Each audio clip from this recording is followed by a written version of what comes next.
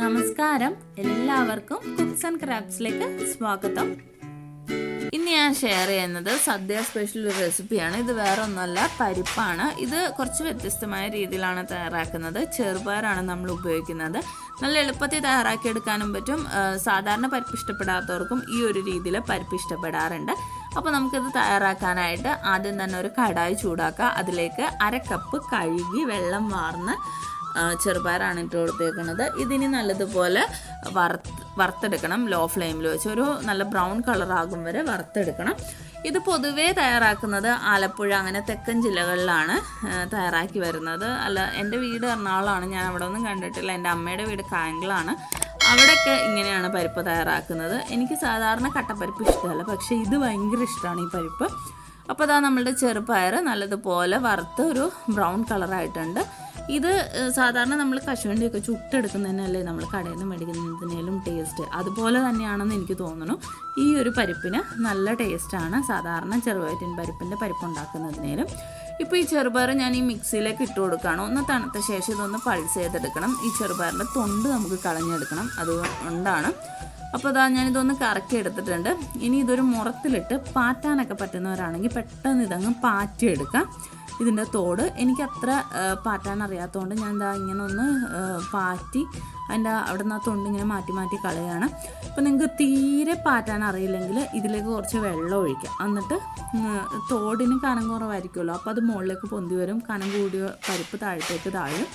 അപ്പോൾ അത് കൈവച്ച് അങ്ങോട്ട് ആ തോട് കളഞ്ഞാൽ മതി. അങ്ങനെയും ചെയ്തെടുക്കാം കേട്ടോ. നിങ്ങൾ ഇങ്ങനെ പരിപ്പ് തയ്യാറാക്കിയിട്ടില്ലെങ്കിൽ ഒരു പ്രാവശ്യമെങ്കിലും തയ്യാറാക്കി നോക്കണം. പിന്നെ നിങ്ങൾ സാധാരണ രീതിയിൽ പരിപ്പ് തയ്യാറാക്കത്തില്ല, ഇത് തന്നെ തയ്യാറാക്കുള്ളൂ. എനിക്ക് മറ്റേ കട്ടപ്പരിപ്പ് തീരെ ഇഷ്ടമല്ല, പക്ഷേ ഈ പരിപ്പ് എനിക്ക് ഭയങ്കര ഇഷ്ടമാണ്. അപ്പോൾ ഞാൻ എല്ലാ ചെറുപയറും ഇതാ ഇങ്ങനെ ഒന്ന് മിക്സിയിൽ തിരുക്കി അതിൻ്റെ പരിപ്പും തോടും വേറെ വേറെ ആക്കി എടുത്തിട്ടുണ്ട്. അപ്പോൾ ഇതാ ഇത്രയുണ്ട്. ഇനി നമുക്കിത് വേവിച്ചെടുക്കണം. ഒരുപാട് ഈ ചെറുപയറിട്ട് പൊടിക്കരുത് കേട്ടോ. അപ്പോൾ നമുക്ക് ഇങ്ങനെ പാറ്റി എടുക്കാൻ പറ്റത്തില്ല. ജസ്റ്റ് ഒന്ന് കറക്കി എടുക്കുക 2-3 പ്രാവശ്യമായിട്ട് കൂടുതൽ ക്വാണ്ടിറ്റി ഉണ്ടെങ്കിൽ. അപ്പം ഞാൻ ഈ കുക്കറിലേക്ക് ചെറുപയറ്റിൻ പരിപ്പ് വറുത്ത് പൊടിച്ചത് പാറ്റിയത് ചേർത്ത് കൊടുത്തിട്ടുണ്ട്. ഇനി ഇത് വേവാൻ ആവശ്യമായിട്ടുള്ള വെള്ളം ചേർത്ത് കൊടുക്കാം. ഇപ്പോൾ ഏകദേശം ഒരു 1.5 കപ്പോളം വെള്ളം ചേർത്താൽ മതിയായിരിക്കും. 1/2 കപ്പ് ചെറുപയറ്റിൻ പരിപ്പല്ലേ ഉള്ളൂ. ഇനി ഇതിലേക്ക് കുറച്ച് വേപ്പില ചേർത്ത് കൊടുക്കണം. അതുപോലെ തന്നെ ഒരു പച്ചമുളക്, പിന്നെ ഒരു കുഞ്ഞുള്ളി മസ്റ്റായിട്ട് ഇട്ട് കൊടുക്കണം കേട്ടോ. നല്ലൊരു ടേസ്റ്റാണ്. പിന്നെ ഇതിലേക്ക് ഞാൻ ഇടാത്ത ഒരു കാര്യം എന്ന് പറഞ്ഞു കഴിഞ്ഞാൽ വെളിച്ചെണ്ണ ചേർത്തിട്ടില്ല. കുറച്ച് വെളിച്ചെണ്ണയും കൂടി ചേർത്തിട്ടാണ് കേട്ടോ ഇത് വേവിക്കേണ്ടത്. ഞാൻ മറന്നുപോയി വെളിച്ചെണ്ണ ഒഴിക്കാൻ. ഇനി ഇതിലേക്ക് ചേർത്ത് കൊടുക്കുന്നത് വറ്റൽമുളകാണ്. ഇത് തീർത്തും ഓപ്ഷണലാണ്. ഞാൻ ആ കറിക്ക് ഒരു റെഡിഷ് കളർ കിട്ടാൻ വേണ്ടിയാണ് ഇത് ചെയ്യുന്നത്. ഇവിടെ ആർക്കും മഞ്ഞ കളറിലെയും വെള്ള കളറിലെയും കറികളൊന്നും ഇഷ്ടമല്ല, അതുകൊണ്ടാണ് അങ്ങനെ ചെയ്യണത്. ഇപ്പോൾ ആവശ്യത്തിന് ഉപ്പും കൂടി ചേർത്തിട്ട് ഇത് ഞാനൊരു 2-3 വിസിൽ കുക്ക് ചെയ്യുകയാണ്. ആ ഒരു സമയം കൊണ്ട് നമുക്ക് അരപ്പ് തയ്യാറാക്കാം. അതിനൊരു 1/2 കപ്പ് തേങ്ങ എടുത്തിട്ടുണ്ട്. അതിലേക്ക് ഒരു 1/4 ടീസ്പൂൺ നല്ല ജീരകം ചേർത്ത് കൊടുക്കാം. ഇനി ഇതിലേക്ക് ചേർക്കുന്നത് മഞ്ഞൾപ്പൊടിയാണ്. അതും ഓപ്ഷണലാണ്. ഇതിൽ സാധാരണ പൊടികളൊന്നും ചേർക്കാറില്ല എൻ്റെ അമ്മയൊന്നും. പിന്നെ ഞാനിവിടെ ഒരു കളർ കിട്ടാൻ വേണ്ടിയാണ് ഈ പണമന്തി മഞ്ഞൾപ്പൊടിയും ചേർക്കുന്നത്. ഇതിനി നല്ല വെണ്ണ പോലെ അരച്ചെടുക്കണം. അപ്പോഴത്തേക്ക് നമ്മുടെ പരിപ്പ് ഒരുവിധം വെന്ത് വന്നിട്ടുണ്ട്. മൊത്തത്തിൽ വെന്തിട്ടില്ല, ഒരു 1/4 ഭാഗം വേവായിട്ടുണ്ട്. ഇനി ഇതിലേക്ക് നമ്മൾ അരച്ച് വെച്ചേക്കുന്ന തേങ്ങ ചേർത്ത് കൊടുക്കാം.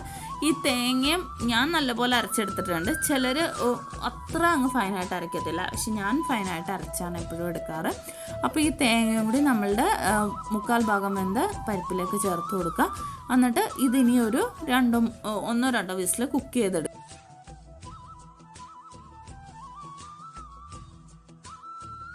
വെള്ളം പോയെന്നുണ്ടെങ്കിൽ വെള്ളമൊക്കെ ചേർക്കണം, അല്ലെങ്കിൽ അടുക്കി പിടിക്കും. സാധാരണ നമ്മൾ പരിപ്പ് വെക്കുന്നത് ചെറുപയറ്റിൻ പരിപ്പ് വറുത്തിട്ട് വേവിച്ച് അല്ലെങ്കിൽ വെറുതെ വേവിച്ചിട്ടൊക്കെയാണ്. പക്ഷെ അതിനേലും ഒരുപാട് ടേസ്റ്റ് ഡിഫറൻസ് ഇതിനുണ്ട്. എനിക്ക് തോന്നുന്നു ആ ചെറുപയർ നല്ലപോലെ തോടോടുകൂടി കിടന്ന് വറുത്ത് വന്നതുകൊണ്ടായിരിക്കും ആ ടേസ്റ്റ് ഡിഫറൻസ്. അപ്പോൾ ഇതാ ഇതൊരു 2 വിസിലടിച്ചിട്ട് പ്രഷറൊക്കെ പോയിട്ടുണ്ട്. അപ്പോൾ ഇതാ തുറന്ന് നോക്കിയിട്ട് ഞാൻ തീ ഒന്ന് കത്തിച്ചിട്ടുണ്ട്. അപ്പോൾ നല്ല പോലെ വെന്തിട്ടുണ്ട് നമ്മളുടെ പരിപ്പ്. ആ തേങ്ങയുടെയൊക്കെ പച്ചമണം പോയിട്ടുണ്ട്. ഇത്രയും മതി. ഇനി ഇതിലേക്ക് കടുക് താളിക്കാം. അതിനായിട്ട് കുറച്ച് വെളിച്ചെണ്ണ ചൂടാക്കിയിട്ട് അതിലേക്ക് കടുക് ചേർത്ത് കൊടുക്കാം. ഇനി ഇതിലേക്ക് ചേർക്കേണ്ടത് കുഞ്ഞുള്ളി, കറിവേപ്പിലയാണ്. പിന്നെ വറ്റൽമുളക് വേണമെങ്കിൽ വറ്റൽമുളകും കൂടി ചേർത്ത് കൊടുക്കാം.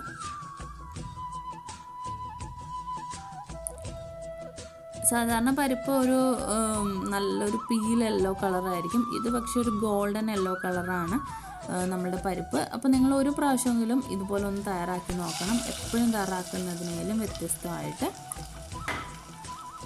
അപ്പോൾ ഇത്രയേ ഉള്ളൂ, നമ്മളുടെ ആലപ്പുഴ സ്റ്റൈൽ പരിപ്പ് റെഡി ആയിട്ടുണ്ട്. കുഞ്ഞുങ്ങൾക്കൊക്കെ ഒരുപാട് ഇഷ്ടപ്പെടും കേട്ടോ. സാധാരണ ഞാൻ പറഞ്ഞില്ല, സാധാരണ പരിപ്പ് ഇഷ്ടപ്പെടാത്തവർക്കും ഇത് ഇഷ്ടപ്പെട്ട് കണ്ടിട്ടുണ്ട്. അതിൻ്റെ ഒരു എക്സാമ്പിളാണ് ഞാൻ. എനിക്ക് സാധാരണ സദ്യയിലെ പരിപ്പ് തീരെ ഇഷ്ടമല്ല, പക്ഷേ ഈ പരിപ്പ് ഭയങ്കര ഇഷ്ടമാണ്. ഇതും പപ്പടവും എനിക്ക് ഭയങ്കര ഇഷ്ടമാണ് ചോറ് കഴിക്കാനായിട്ട്. അപ്പോൾ അത്രയേ ഉള്ളൂ, നല്ല എളുപ്പത്തിൽ നമ്മൾ പരിപ്പ് തയ്യാറാക്കി. നിങ്ങളെല്ലാവരും ട്രൈ ചെയ്ത് നോക്കുക, എന്നിട്ട് ഫീഡ്ബാക്ക്സ് അറിയിക്കുക. എപ്പോഴും ഒരുപോലെ ഉണ്ടാക്കുന്നതിനേലും കുറച്ച് വ്യത്യസ്തമായിട്ട് ഉള്ള ഈ പരിപ്പ് വലിയ പാടില്ല ഉണ്ടാക്കാൻ. അപ്പോൾ തയ്യാറാക്കി നോക്കിയിട്ട് ഫീഡ്ബാക്ക്സ്, അതുപോലെ തന്നെ വീഡിയോസൊക്കെ ഇമ്പ്രൂവ് ചെയ്യാൻ എന്തെങ്കിലും സജഷൻസ് ഉണ്ടെങ്കിൽ അതും പറയാം. പിന്നെ ചാനൽ സബ്സ്ക്രൈബ് ചെയ്തിട്ടില്ലെങ്കിൽ പ്ലീസ് ചാനലൊന്ന് സബ്സ്ക്രൈബ് ചെയ്ത് സപ്പോർട്ട് ചെയ്യുക. ഫ്രണ്ട്സിനും റിലേറ്റീവ്സിനൊക്കെ വീഡിയോ ഷെയർ ചെയ്ത് കൊടുക്കുക. അപ്പോൾ എല്ലാവർക്കും നല്ലൊരു ഓണമായിരിക്കട്ടെ എന്ന് ആശംസിക്കുന്നു. ഹാപ്പി ഓണം. താങ്ക്